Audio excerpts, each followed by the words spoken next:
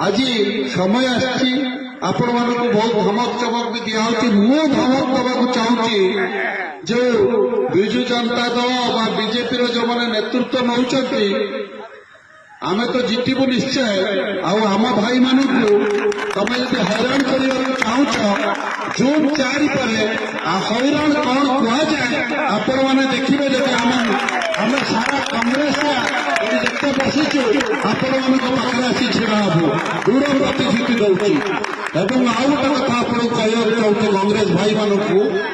जे ये जो निर्वाचन हो 2024 एथिरे कांग्रेस जीतवा भद्रक एटा मूल प्रभाव पड़ा एटा शुणु भद्रक है गोटे भाईचारार सहर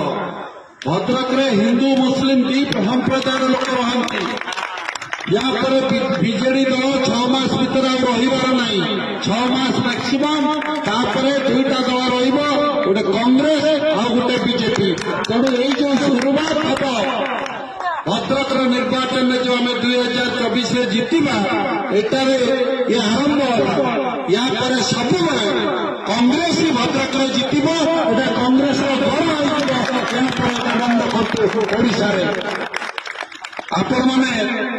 आपण मान तो जिते पंचायत अच्छा लोक मैंने